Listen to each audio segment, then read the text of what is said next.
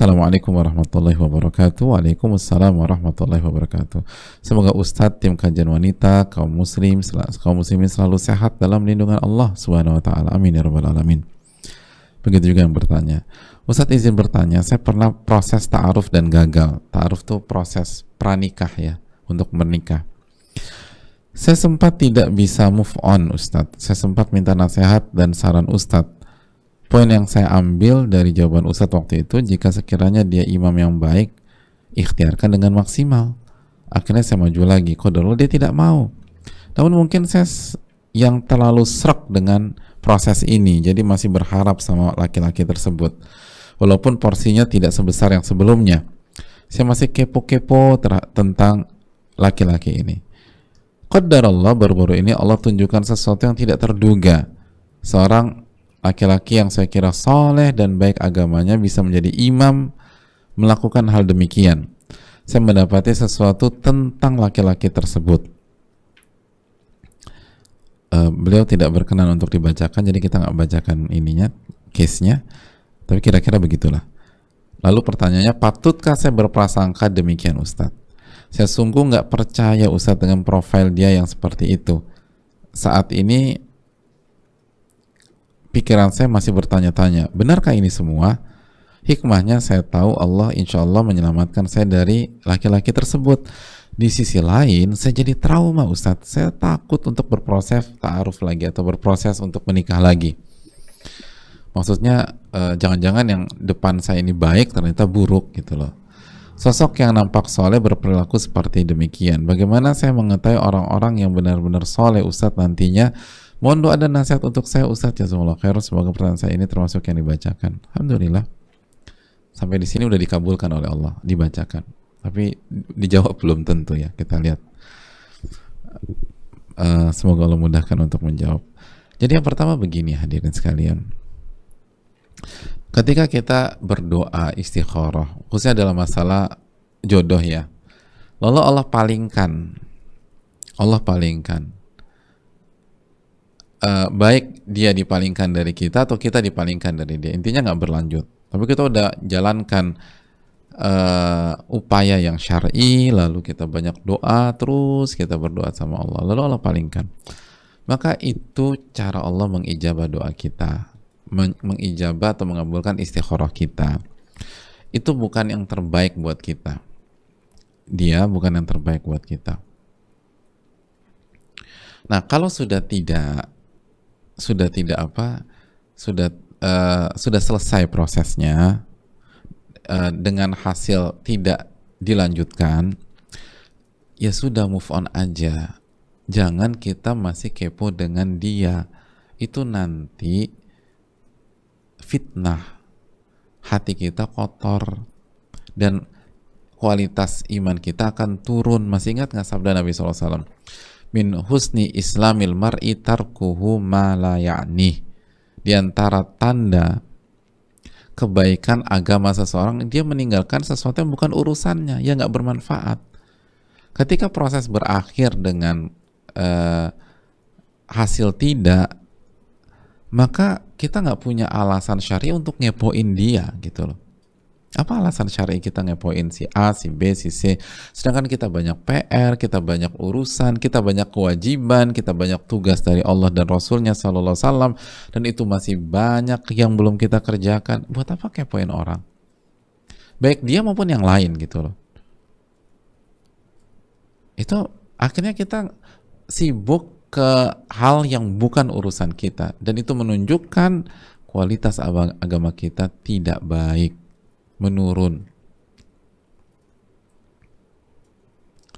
tidak baik atau menurun. Itu poin yang kedua. Kembali lagi kita ulang sedikit. Apabila kita sudah berjuang, berikhtiar semaksimal mungkin, dan di dalamnya bahkan di garda depannya ada doa, ada istikharah, ada permintaan kepada Allah, lalu tidak berjalan, berhenti, tidak lanjut ke pelaminan, maka sekali lagi Allah Subhanahu wa taala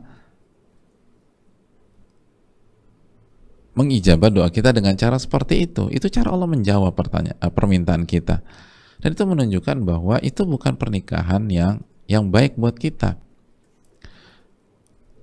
Beliau bukan yang terbaik buat kita, namun bukan berarti beliau buruk gitu loh. Bukan berarti beliau buruk dan dicurigai punya skandal yang kita nggak tahu gitu loh, punya sisi lain gitu loh, yang kita nggak ngerti, lalu kita penasaran cek sebenarnya ada apa sih dengan dia. Nggak harus begitu hadirin. Bisa jadi dia adalah orang yang soleh atau dia orang yang solehah, tergantung ini di sudut pandang laki-laki atau perempuan. Jadi dia nggak punya isu tentang kesolehan, tentang akhlaknya, tentang ibadah, enggak. Tapi bukan yang terbaik aja buat kita. Dan berarti saya nggak baik, Ustaz. Bukan juga demikian, bisa jadi dia baik, kita baik. Tapi apakah dua orang baik kalau disatukan bisa positif, atau sebaliknya bisa jadi kontraproduktif? Apakah dua orang baik kalau disatukan bisa produktif? Belum tentu.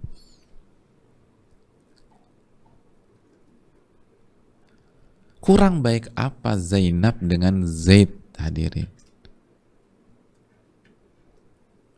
Dua sosok itu sama-sama kesayangan Nabi SAW, tapi akhirnya bercerai.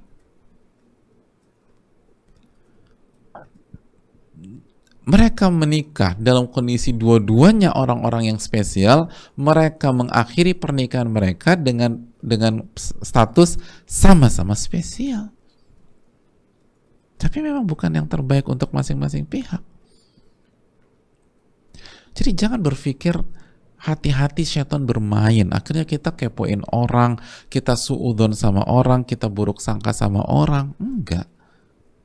Cuman dia bukan yang terbaik buat kita aja. Tapi kan dia soleh, ya. Tapi bisa jadi Allah siapkan yang lebih soleh buat kita. Otomatis dia bukan yang terbaik, karena ada yang lebih baik lagi, gitu aja. Atau dia baik tapi nggak cocok sama kita, karakternya nggak dapat. Nanti ada Allah akan Allah siapkan laki-laki yang baiknya sama dan lebih masuk, lebih ngerti dengan karakter kita. Hadirin, Allah punya banyak sekali cara nolong kita. Jangan berpikir satu dua sisi. Jadi jangan berpikir nggak jadi, pasti ada sesuatu tentang dia. Nggak juga. Bisa jadi ya, bisa jadi tidak. Kan nggak juga. Terus poin yang berikutnya, sekali lagi, berhentilah menggunakan cara seperti itu. Ngurus urusan orang itu menunjukkan bahwa agama kita bermasalah, dalam arti khawatir tidak baik. Karena diantara tanda kebaikan agama seseorang, dia nggak ngurus yang bukan urusannya. Dan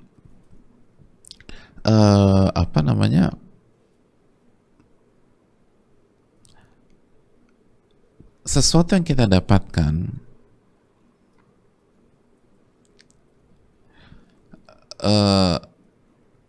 khususnya misalnya di dunia sosmed misalnya, belum tentu juga, hadirin. Belum tentu. Enggak, tapi ini akun dia, Pak Ustadz. Saya mau tanya, Vi sama Ki, bisa nggak orang lain pakai akun orang lain? Seseorang pakai akun kita bisa nggak? Bisa diatur nggak hari gini nih? Vin, bisa nggak? Bisa. Atau yang simple-simple deh. Misalnya orang terdekatnya pakai gadgetnya atau pakai handphonenya, terus melakukan sesuatu di luar sepengetahuan ya orang, dan sesuatu itu tuh nggak baik. Mungkin apa nggak sih? Ya mungkin banget gitu loh. Jadi belum tentu orang ini. Sekarang hari gini nih, ya hadirin lebih ngerti lah dalam bab ini. Nggak harus nunggu ada api dulu untuk melihat asap. Ada banyak kasus ada asap nggak ada api.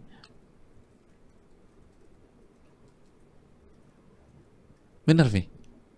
Hah? Bener kan ya? Ini kan orang-orang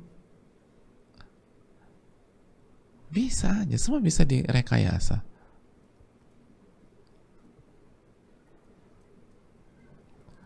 Mungkin nggak, Vi? Mungkin nggak? Mungkin. Ada asap nggak ada apinya tuh mungkin sekarang. Semua bisa direkayasa. Jadi akhirnya apa? Akhirnya hati kita kotor. Akhirnya kita ngurusin orang. Akhirnya kita buruk sangka sama orang. Akhirnya kita trauma dengan proses. Padahal belum tentu dia melakukan. Bisa jadi dipakai kakaknya, adiknya, dan seterusnya.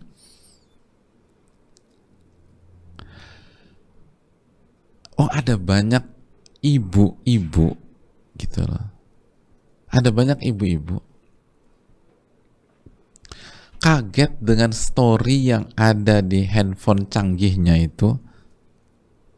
Ketika dipakai, ternyata yang buka anaknya yang masih kecil.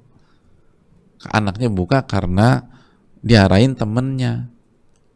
Nah, anak yang buka nggak ngerti tentang historinya harus dihapus dan seterusnya. Jadi histori nggak dihapus.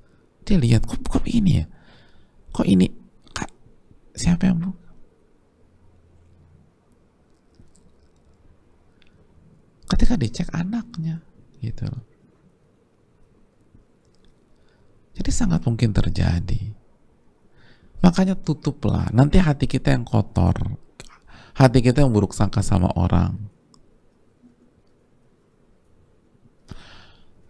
Poin terakhir, anggap saja sosok itu memang benar-benar melakukannya, dan gara-gara kita kepoin dia, kita tahu. Pertanyaannya simpel, apakah dengan hal tersebut otomatis kita berhak menyimpulkan dia munafik, dia bermuka dua, dan ternyata dia bukan orang soleh? Emang boleh kita langsung buat kesimpulan demikian? Bukankah orang soleh bisa khilaf? Bukankah orang soleh bisa tergelincir? Bukankah Ma'iz radhiyallahu ta'ala anhu, kurang soleh apa beliau, tapi pernah tergelincir ke dalam zina dan beliau menyesal? Bukankah wanita Ghamidiyah, kurang soleh apa beliau ini, tapi khilaf dan berzina?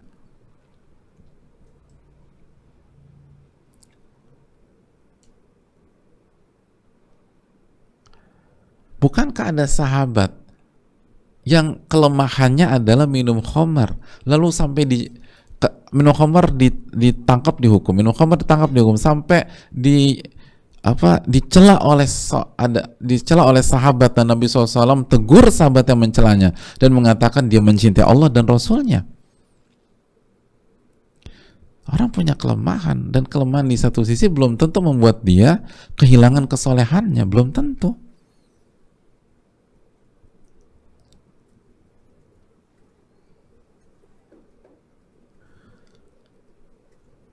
Dan jangan lihat ke orang, lihat diri kita. Emangnya kita nggak pernah tergelincir? Emangnya kita nggak pernah melakukan blunder dalam hidup? Memangnya kita nggak pernah terjatuh? Lalu kita berusaha bangkit, berusaha berubah.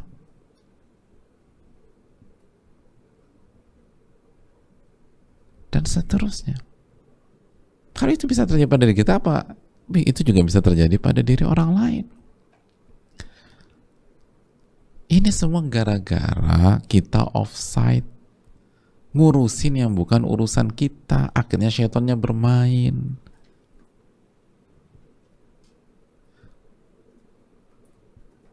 Hati-hati loh. Siapkah kita kalau orang itu nuntut kita di hari kiamat?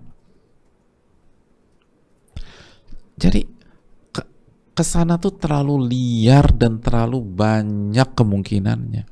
Makanya tadi kita bilang, anggap aja itu benar. Padahal belum tentu benar. Anggapnya benar.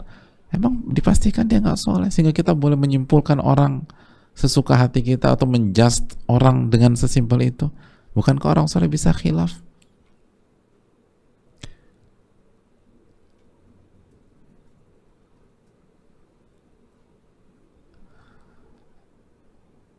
Masih ingat hadis tentang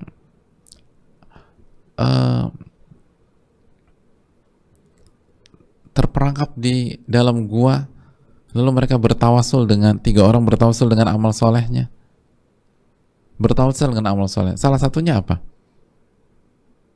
Suka dengan perempuan, lalu menginginkan wanita itu, nggak pernah berhasil. Sampai pada satu momen wanita itu butuh uang, lalu justru bukannya dibantu tapi dimanfaatkan. Dia akan kasih dengan syarat bisa tidur dengan wanita itu. Bayangkan, menari di atas kesulitan orang. Kalau kita berhentikan ceritanya sampai di sini, kira-kira ini maksiat atau amal soleh? Ada wanita butuh uang, BU, bukannya dibantu, justru dimanfaatin. Oke, tapi saya bisa tidur dengan kamu. Kalau kita berhentikan cerita itu sampai titik ini amal soleh atau maksiat? Hah? Susah pertanyaannya. Maksiat. Oke, kita lanjutkan lagi. Akhirnya wanita ini terpaksa deal. Lalu mereka berdua-duaan di dalam kamar. Kalau kita berhentikan sampai di sini, ini maksiat atau amal soleh? Hah? Berhenti, sampai berhenti, selesai ceritanya. Maksiat. Oke, kita lanjutkan lagi. Akhirnya mereka berada di posisi suami istri yang akan melakukan hal tersebut. Kalau kita berhentikan sampai di sini, ini maksiat atau amal soleh? Maksiat. Tapi kita lanjutkan. Lalu wanita itu di saat-saat terakhir sebelum kejadian masih berikhtiar, janganlah engkau masukkan lubang cincin itu kecuali dengan hak, secara makna demikian. Sadar ini, hidayah datang. Ingat ini dosa, ini haram. Lalu dihentikan di last minute, berhenti itu, subhanallah. Lalu wanita itu dibiarkan untuk pergi. Dan uangnya dikasih, nggak perlu diganti. Begitu kita selesaikan ceritanya sampai ending, ini maksiat atau amal soleh? Amal soleh. Seringkali kan dalam hidup kita nilai orang tuh kayak gitu, kita ngelihat menit keberapanya titik gitu loh, sehingga kita nggak dapat kesimpulan yang utuh. Lalu kita vonis dia, ini orang bermuka dua, ini orang munafik. Kak, aku udah tahu dia, aku pernah ketemu dia. Emangnya kehidupan cuman detik itu doang? Emangnya kehidupan cuman di durasi itu, di menit sekian, atau di malam itu, atau kehidupan itu siang dan malam? Hati-hati dalam menyimpulkan orang. Kalau salah, kita berhadapan dengan dia pada hari kiamat, dan nanti pahala kita tersedot, diambil, sengsara kita nanti. Wallahu ta'ala alam bisawab.